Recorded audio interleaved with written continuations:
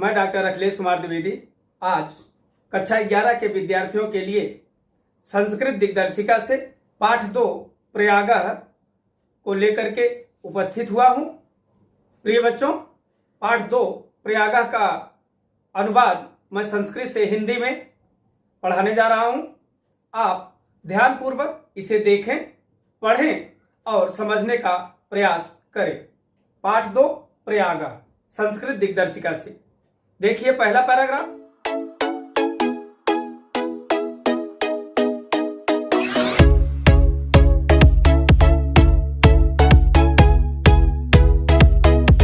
भारतवर्षस्य उत्तर प्रदेश राज्ये प्रयागस्य विशिष्टम स्थानम अस्ति। भारतवर्ष के उत्तर प्रदेश राज्य में प्रयाग का विशेष स्थान है। प्रयाग इलाहाबाद का नाम ही पहले प्रयागराज था, आज वर्तमान में पुनः ये अपने प्राचीन नाम से सुशोभित हो रहा है। अत्र ब्राह्मणः प्रकृष्ट याग करणात् अस्य नाम प्रयागः अभवत्। इसका प्रयाग क्यों पड़ा नाम, इसके बारे में यहां बताया जा रहा है कि यहां पर ब्रह्मा जी के द्वारा उत्कृष्ट कोट की यज्ञ की गई, जिसके कारण इसका नाम प्रयाग हुआ। गंगा यमुनयोः संगमे सितासित जले स्नात्वा जना विगत कल्मषा भवन्ति इति जनानां विश्वासः। गंगा यमुना के संगम के श्याम और श्वेत जल में स्नान करने से लोग पापों से मुक्त हो जाते हैं, ऐसा लोगों का विश्वास है। अमायाम पौर्णमास्याम संक्रांतौ च, अमावस्या पूर्णमासी और संक्रांति को यहाँ स्नानार्थिना मात्र महान सम्मर्दः भवत्। स्नान करने वालों की महान भीड़ होती है। प्रतिवर्ष मकरम गते सूर्ये माघ मासे तु अनेक लक्षाः जनाः अत्र आयन्ति। प्रतिवर्ष मकर राशि में सूर्य के चले जाने पर माघ के महीने में यहां कई लाख लोग आते हैं और एक मास रुक करके च संगमस पवित्रेण जलेन, और संगम के पवित्र जल से विदुषाम महात्मा नाम उपदेशान अमृतेन च आत्मानं पावयन्। विद्वानों और महात्माओं के उपदेश रूपी अमृत से अपने आप को पवित्र करते हैं। पावयन्ति पवित्र करते हैं। अस्मिन्नेव पर्वणि, इसी ही पर्व पर, इसी ही त्योहार पर महाराज श्रीहर्ष प्रति पंचवर्षम अत्र आगत्य, प्रत्येक 5वें वर्ष यहां आकर, अत्र धन आगत्य, यहां आकर के सर्वस्वम येओ, अपना सब कुछ, याचकेभ्यो दत्वा, भिखारियों को देकर, मेघयू, बादलों की भांति, पुनः संचयार्थ, पुनः एकत्रित करने के लिए स्वराजधानी प्रत्यागच्छत, अपनी राजधानी को लौट जाते हैं। एक बार बच्चों पुनः इसका हिंदी में आप अनुवाद देखें। भारतवर्ष के उत्तर प्रदेश राज्य में प्रयाग का विशेष स्थान है। यहां पर ब्रह्मा जी के द्वारा उत्कृष्ट कोट की यज्ञ किए जाने के कारण इसका नाम प्रयाग हुआ। गंगा यमुना के संगम के श्याम और श्वेत जल में स्नान करने से लोग पापों से मुक्त हो जाते हैं, ऐसा लोगों का विश्वास है। अमावस्या पौर्णमासी और संक्रांति के दिन स्नानार्थियों की, यहां स्नान करने वालों की यहां महान भीड़ होती है। सम्मर्दः माने भीड़, यहां महान भीड़ होती है। प्रत्येक वर्ष मकर राशि में सूर्य के चले जाने पर माघ के महीने में यहां कई लाख लोग आते हैं और एक मास रुक करके संगम के पवित्र जल और विद्वानों तथा महात्माओं के उपदेश रूपी अमृत से अपने आप को पवित्र करते हैं। इसी ही पर्व पर महाराजा श्रीहर्ष प्रत्येक 5वें वर्ष यहां आकर के अपना सब कुछ याचकों को, भिखारियों को दान देकर बादलों की भांति पुनः इकट्ठा करने के लिए अपने राजधानी लौट जाते थे। प्रिय बच्चों, हम दूसरे पैराग्राफ के ऊपर नजर डालते हैं। ऋषि भरद्वाज से आश्रम अपि अत्रैव अस्ति। ऋषि भरद्वाज का आश्रम भी अत्रैव अस्ति, यहीं पर है। यत्र, जहां पर पूरा प्राचीन काल में 10 सहस्त्रमिता विद्यार्थिना, 10,000 विद्यार्थी अधीतिन आसन अध्ययनरत थे, पढ़ते थे। पितु आज्ञाम पालयन, पिता की आज्ञा का पालन करते हुए पुरुषोत्तम श्री राम, मर्यादा पुरुषोत्तम श्री राम अयोध्या या वनम गच्छन, अयोध्या से वन जाते समय कुत्र मया वस्तव्यम, मुझे कहां निवास करना चाहिए, मुझे कहां रुकना चाहिए, मुझे कहां ठहरना चाहिए। इति प्रष्टुम, ऐसा पूछने के लिए अत्रैव भरद्वाजस्य समीपम आगता, यही प्रयाग में ही भरद्वाज ऋषि आश्रम के समीप आए थे। चित्रकूटम एव तन्निवास योग्यम उचितम स्थानम इति तेनादिष्टः, उन्होंने भगवान राम को यह आदेश दिया था कि चित्रकूट ही आपके निवास के योग्य स्थान है। उनके आदेश को पाकर राम सीता लक्ष्मणेन च, राम सीता और लक्ष्मण के साथ चित्रकूटम आगच्छत, राम सीता और लक्ष्मण के साथ चित्रकूट को गए थे। प्रिय बच्चों, तीसरे पैराग्राफ को आप देखें। पूरा वत्स नाम एकम समृद्धम राज्यम आसीत, प्राचीन काल में एक वत्स नाम का समृद्धशाली राज्य था। अस्य राजधानी, इसकी राजधानी कौशाम्बी इतना अति दूर अवर्तत, कौशाम्बी इससे अत्यधिक दूर पर नहीं थी। अस्य राजस्य शासक, इस राज्य का शासक महाराज उदयनवीर, महाराज उदयनवीर अप्रतिम सुंदर, बेजोड़ सुंदर, अप्रतिम का मतलब होता है बेजोड़ सुंदर, जिसका कोई संसार में जोड़ न हो, बेजोड़ सुंदर। ललित कला अभ्यज्ञा ची आसीत, और ललित कला के ज्ञानी थे। इस राज्य के शासक उदयनवीर अप्रतिम सुंदर, बेजोड़ सुंदर और ललित कला के ज्ञानी थे।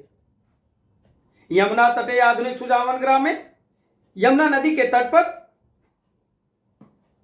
आधुनिक सुजावन ग्राम में, वर्तमान में सुजावन नामक ग्राम में, तस्य सुयामुन प्रसादस्य, उसके सुयामुन नामक महल के ध्वंसावशेष खंडहर, तस्य सौंदर्य अनुरागम ख्यापयन्ति, उसके सौंदर्य के अनुराग को, प्रेम को दर्शा रहे हैं, बता रहे हैं।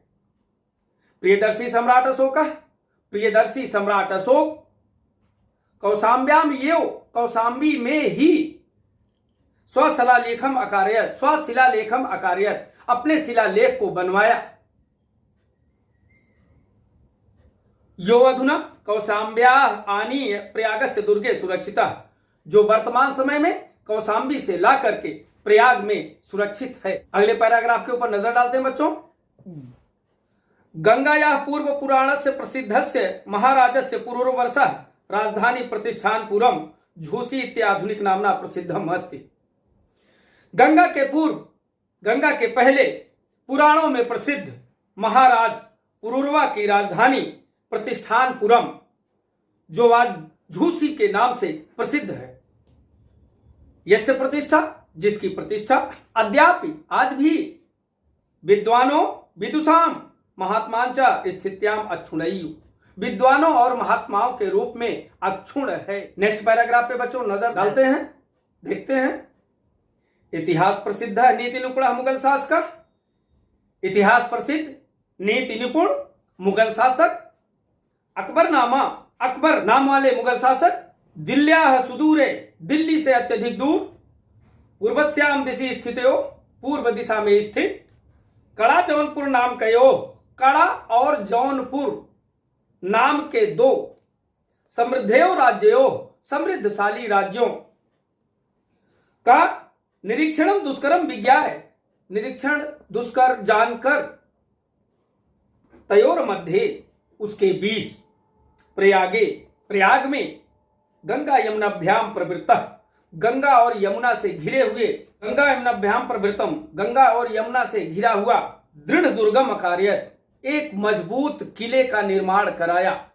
गंगा प्रवाहाश्च, और गंगा के प्रवाह से इसकी रक्षा के लिए विशाल बंधम कार्यत, एक विशाल बांध बनवाया। यो अद्यापि, जो आज नगर से गंगा याश्च मध्य, नगर और गंगा के बीच, नगर और गंगा के बीच सीमा यु स्थितो वस्ति, सीमा के भांति स्थित है। अयमेव प्रयागस्य नाम, इन्होंने ही प्रयाग के नाम को स्वकीय से इलाही धर्मानुसारेण अपने इलाही धर्म के अनुसार इलाहाबाद इत्यकरोत, इलाहाबाद किया। अर्थात यह मुगल शासक अकबर ने ही अपने इलाही धर्म के अनुसार प्रयाग का नाम इलाहाबाद में परिवर्तित किया। इदम दुर्गम अतीव विशालम सुदृढ़म, यह दुर्ग अत्यधिक विशाल और मजबूत, सुरक्षा दृष्टिया च, और सुरक्षा के दृष्टिकोण से अति महत्वपूर्णम अस्ति, अत्यधिक महत्वपूर्ण है। नेक्स्ट पैराग्राफ के ऊपर नजर डालते हैं बच्चों। भारतस्य स्वतंत्रता आंदोलनस्य इदम नगरम प्रधान केंद्रम आसीत्, भारतवर्ष की स्वतंत्रता आंदोलन के समय यह नगर प्रधान केंद्र था, मुख्य केंद्र था।